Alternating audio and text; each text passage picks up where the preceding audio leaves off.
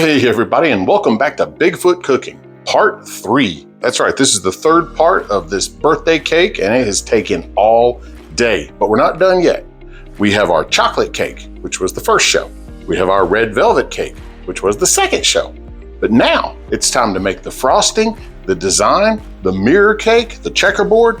Oh, it's coming all together in this one. And for that, we've got to have three things. We got to have the cake, the red cake, and the frosting. So let's get on building the frosting. Step one, you're gonna need about 12 ounces of cream cheese and a stick of butter. Both of those need to be at room temperature. From there, 5 cups, yes, 5 cups. I didn't have one big enough. I had to go into 2 of them. 5 cups of powdered sugar, 1 cup of cocoa powder, because we're making chocolate icing, half a teaspoon of salt, and 2 teaspoons of vanilla. Put this all together, mix it up just right, and we're gonna have something amazing. So let's get started on making the frosting. Now we're going to begin this process with the mixer and the beater. Now you can use a handheld if you don't have the machine. Nobody says you have to do it exactly like I'm doing it. But step one, we'll slide in our room temperature butter, and we'll go ahead and get this guy started on the breakup. Lock it in and spin her around. All right, from there, let's slide in our cream cheese in one great big old wee. Oh yeah. Now we've actually got enough to mix. Let's go ahead and let this spin for a few minutes, and that way it gets nice mixed and happily incorporated. Every once in a while you gotta stop, and it gets up high. You gotta clean it out and mash it down, get everything back in the bottom so that way it stays a mixing. Otherwise it'll creep up on the sides and you don't get anywhere. All you get is a spinny device and no mixing. Well, what's the point of that? All right, no big lumps of butter or anything in there. Let's go ahead and pour in our vanilla. I tell you what, it smells so good. Go ahead and hit it with the salt. Let's mix that in. Now while we got this thing putting along nice and slow, I'm gonna go ahead and start bringing in the powdered sugar just a little bit at a time.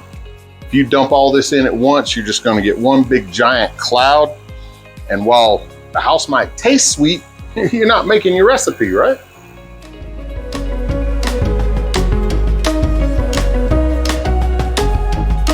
All right, that's going well. Let's work on a little more. About half of this.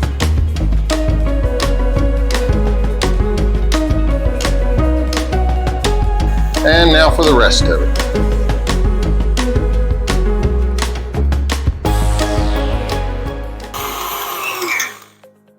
Now, if you stopped right here, you'd have an awesome vanilla frosting, but we want chocolate, hence why there's cocoa. So what we're gonna do now, we're gonna take the cocoa, we're gonna go ahead, run it through the screen because cocoa has lumps and you don't want those lumps anywhere in there. So let's get this thing polished off. I'm just gonna take the measuring thing. I had my powdered sugar in. We're gonna dump in our cocoa here and just shake, shake, shake to get everything in there. Now, if you look, you can see there's quite a few pieces in there that are large. Yeah, you bite into one of those in your frosting, you get that dry puff. Not what you're after on this dessert. Oh no. All you gotta do is get you a spoon or your finger or whatever and finish breaking those apart. That way they come apart nice and easy and go in there. You ain't wasting nothing, you're just making sure it's sifted extra fine. Let's turn this back on low and just slowly pour this guy in there.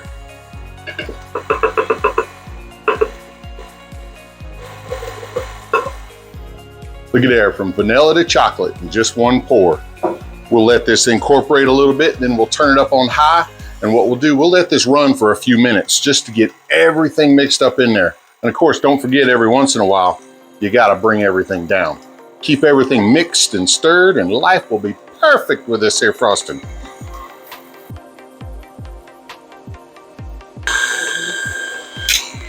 And remember, 2 things. 1, make sure it stops before number 2, you lick the beater, because there's a big old glob there just waiting for some action. So stand by. All right, now that our frosting is made, let's get started on making the checkerboard for the cake. Believe it or not, this is actually not as hard as you would think. It's not anything that's super sciencey or crazy. We're gonna start out, we're gonna choose a biscuit cutter. We're going right in the middle of this guy. Now, depending on what you have on hand, you may use little paper cutouts and a knife and go down and what have you, like we'll see in a second. But we're just gonna cut the heart out. Doop, just like a biscuit. Cut that guy out. It actually came with it. That's gonna make life easy. So we got that guy. We'll set him here for the moment. We'll do the same over here. Alley-oop. And he came out. Now, it's like a heart transplant. This piece goes right in here. And this piece, when I get him unstuck, he'll go right in here. Now for this next part, I'm gonna use this glass bowl to make a mark. But what I'm gonna do, I'm gonna take the rim and just kind of dip it. Let's set this right here. I'm gonna dip the rim in powdered sugar all the way around. And what that'll do, it's kind of like an ink mark. It'll give me a spot where I can cut. All right, check this out. We will set this guy right here. Try to get it as much of a center as you can. A little pressure, and boom, a circle. We're gonna repeat on the other one now. I guess it's kind of like making a margarita. You got your salt rim. Well, in this case, we got our sugar rim. And since these are dark cakes, makes it easy to see. Now, we take the knife and we go around. Carefully, we're gonna pull our outer ring off. And hopefully she stays together. But if it don't, you know what? By the power of frosting, no one will know. Ooh. All right. Now we'll lift this one up. Come on, you just gotta go next door. Place it here. Bring this one back.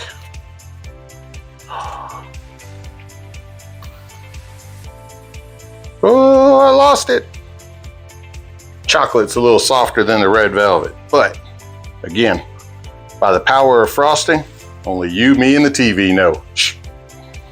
Now, the thinner your layers are, the closer you want these rings. Like I say, we're just doing a 2-layer cake in this case, so I'm not going crazy on trying to get these really precise or anything, but you basically want, if you have a thinner layer, if you're a 1/2 inch tall, you want your rings a 1/2 inch apart. That way you get that perfect square symmetricality. That's the word I'm looking for. We'll just slide this guy right under here. Now they make things for this that you can buy at the store, but they were out. So I just had to take a piece of tin foil, cover a piece of cardboard, and it'll work. The whole purpose for covering it is so that way the moisture from the cake doesn't leak into the cardboard. You've got that barrier, so that way it keeps your cake soft, moist, and delicious. All right. Looks a little loopy, but we have layer 1. Let's put a layer of frosting in the middle to hold the bottom layer to the top layer. We'll just lay this stuff right on in here, making it level, because that's the biggest thing. You want these nice and level between layers. Now, hibachi time. We've got our first layer good and frosted. Let's take our second layer. We're gonna go up underneath here and up under here. This way, hopefully, nothing falls apart. We try to aim precisely and ease everything down. And look at her. She fits. Oh, I'm feeling kind of proud of myself. Now let's get this part iced.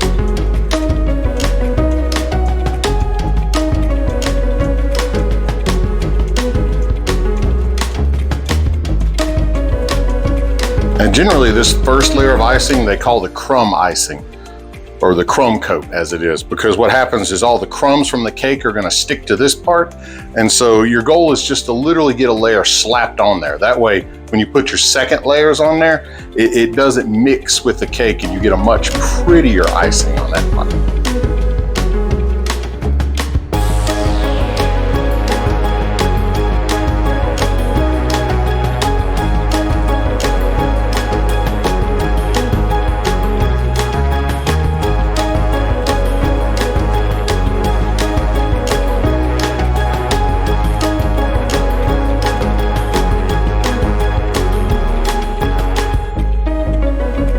And there you have it. One cake, frosted and ready for the mirror glaze that's going on. Now we're gonna put this in the freezer for at least 2 hours. In this case, it's going in overnight. And tomorrow, we're gonna pull this bad boy out and make it just look perfectly shiny.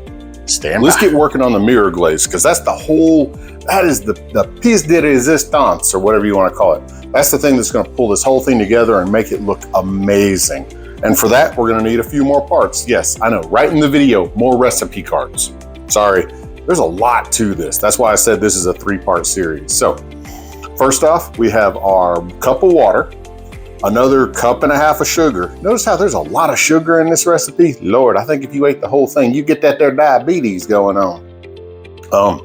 We have 2/3 a cup of sweet condensed milk, and this stuff is thick. I thought I'd put 2 little holes in the can and pour it out. You gotta take the top off and pour it, it's thick. We have 2 cups of chocolate. Now I'm using white chocolate on this because I want the food coloring, which will come in later, to really shine through this to give it a lot of color. If you wanted to do just a chocolate mirror glaze, you could simply substitute the white for the chocolate and be done. From there, we have our gelatin and another 1/4 cup of water. That way we can bloom the gelatin, which is the first thing we do. So let's get started on that. Now this is called blooming the gelatin. It's not like you're going to the flower garden, you're not planting it. All you have to do is cut the top off of the gelatin. Each one of these packets is a tablespoon. So there's our 2 tablespoons of gelatin.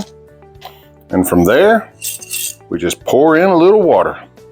It ain't even gotta be hot water, just room temperature. The goal in this is to, I believe the word is hydrate. You wanna hydrate the gelatin so that way when you go to use it, it's not just a powder, but it actually is doing what it's supposed to do, which is in essence making Jell-O. You know, it is a gelatin. And so we'll just mix this up, let it sit here and ignore it while we do the rest of it. So that gives it time for it to work its magic, and then we start boiling the water. We're gonna start this party with a little fire. Get the heat going on an empty pot. From there, we're gonna add our water in. Basically, we want the water to start boiling. That way we can melt the sugar into it, because if I just dump it now, it'll clump. So boiling water, then sugar. Yep, we have achieved a boil. Now let's achieve some sweetness. We'll dump the whole thing in there, and the sooner you can start stirring, the better. You don't want this to burn. Basically, you're gonna mix this until all the sugar is dissolved, and once it's gone away and it starts to boil again, then we're gonna cut it off. You know, it is kind of neat how you pour a whole 1.5 cups of sugar into a cup of water and poof, it just disappears. There's some science inside of here, I think. It's boiling even though we're stirring it, which means we are hot. So let's go ahead and flame off. We're gonna pour in our condensed milk. When I say pour, well, that's kind of a, maybe we'll just sloth it in there. I don't know. It's thick. That's good and mixed. Time for all the chocolate. Whee! Don't worry, it's coming back. Even the one that didn't want to go. And we'll go ahead and slide our gelatin. Look how thick this stuff got. Matter of fact, whoo, look at there. We'll plop it in and get all of this stirred up until it is, yes, fancy word of the day, homogeneous. All right, now that I'm stirring it and there's no big lumps or anything showing up for it, what we're gonna do is we're gonna strain it. A, to make sure that everything is melted, because B, we don't want lumps to get on the mirror glaze, because if you do, then you have a lumpy glaze. Not what you want in your final product. All right, off the fire, and now time to put it through the strainer. And like I say, what this is gonna do, this is gonna catch any of those pieces that are still not quite dissolved, or some larger pieces of whatever. So we're just gonna take this, we're gonna pour it through a strainer, nothing too complicated. And let's see how many big pieces of chocolate we got left. Ooh, a couple of them. Saved our glaze, I tell you what. Okay, let's see what we got. Yep, we had a few pieces that didn't quite melt down. That's okay. I know where they're gonna go a little later on after they cool. Now, This, before you pour it on, has got to be about 90 degrees. If it's too hot, you melt the frosting on the cake. If it's too cold, it lumps up. So about the time we get to around 100, 110, I'm gonna pull some of this off, put it in these little bowls here, and we're gonna add some dyes and some colors, and I mean, let's make this thing look cool. We're sitting at 160, which means I got time to tell y'all another Bigfoot story, because check this guy out. There he was shopping in a grocery store, of all places, and he goes down the aisle, and look, yep, what do we miss in 2020? Toilet paper. But lo and behold, Bigfoot's not that problem, because as you see, he has a preference. Who knew? I mean, I think I would have chosen the toilet paper, but I'm not a Bigfoot. Hey, whatever makes him happy. Just like you clicking down there on that subscribe button makes me happy. I keep doing this stuff, and it puts a D on the end of your subscribe. Try it, you'll see it works. So let's see if we're cool enough to do some mixing. Now, before we get the cake out and actually start the frosting, I thought I'd show you what I'm using to do this with. I've got a marble Lazy Susan here. Part of the reason why I've got the marble, I personally like it because it's heavy, it's got mass. I mean, like you see, I've just barely touched it and it's just sitting here spinning. So this way, when I put the cake on top, I don't have to try to spin it and do all these artworks that I got planned. It's gonna do its thing on its own. I took the bottom of the spring form and I'm using it to support the cake on a plate in a saran wrap with this down here. Basically, if you've ever seen a mirror glaze, you notice how all the icing goes running off of it. You're not wasting all that. You're not just scraping it up and throwing it away. What's gonna happen, it's all gonna come down, and then after it cools, I'm gonna pull it back up, pull the saran wrap off, heat it back up, and I'm actually doing a second cake with the leftovers. What color is it gonna be? Well, I don't know. I'm kind of mixing a little bit of everything. So we'll see how the second one turns out just to compare it to the first. So we're almost there. I'm about ready to pull some out and let's see what happens. All right, we've made it down to about 120. What I'm gonna do now, I'm gonna pull off a little bit of this into these bowls, and this is where we're gonna get our colors, where we make this thing bright. Now also, as this thing has been cooling down, I've been stirring it a little bit because as it cools, it gets a little skim on top of it. And we don't need that. We want this stuff to be just as smooth and luxurious as possible. Now with this gel icing, I can't get a spoon into it. And I suppose I could get a little bitty thing, but actually I'm just gonna take the back of the spoon and kind of scoop up just a little serving of it, put it in here and stir away. And of course, you got to make sure you get the edges. That way you don't pour it and suddenly have a two-tone when you didn't expect it. Ooh, that's a nice blue right there. Now, of course, the bolder you want the color, the more dye you put in it.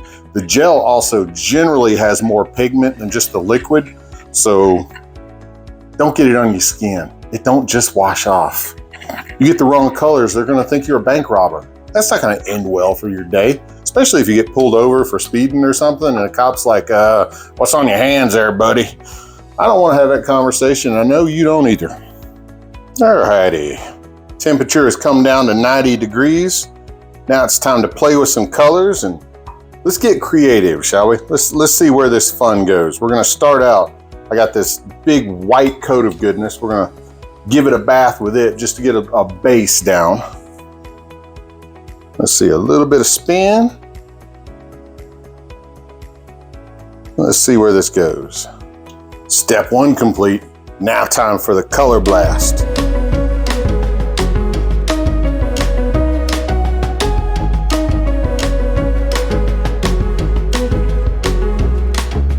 That is really cool. And it was pretty simple to do. I mean, you guys just watched me do the whole thing. Now we're gonna let this cool off for a little bit, bring the temperature down, let this set. And again, once we do, I'll take all the stuff that ran off of it, turn right around, melt it back down. We'll see what color that turns into and do the other cake with it. This is gonna be awesome. Now that we got the first one done, let's get on to the second. I took all the icing that was left over, melted it back together, and you get this gray looking stuff. I thought it would be black, but it wasn't. So I actually wound up putting a little more black dye into this. And let's see how this works. We'll just repeat the process. Spin and pour.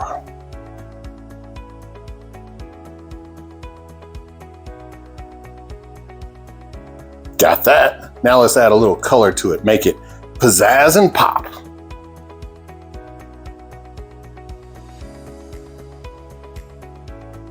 Oh, I feel like it's 1984 with the color of this one. This guy is gonna look awesome. Now I wish I could give you guys a picture of the slice into this, but both of these cakes have been promised, so sorry guys, you just have to use your imagination on this one. But no matter what, you know the 80s are back, and you know that Bigfoot is real. Oh, and if you eat the black icing, yeah, don't eat the dye straight, it does things to you.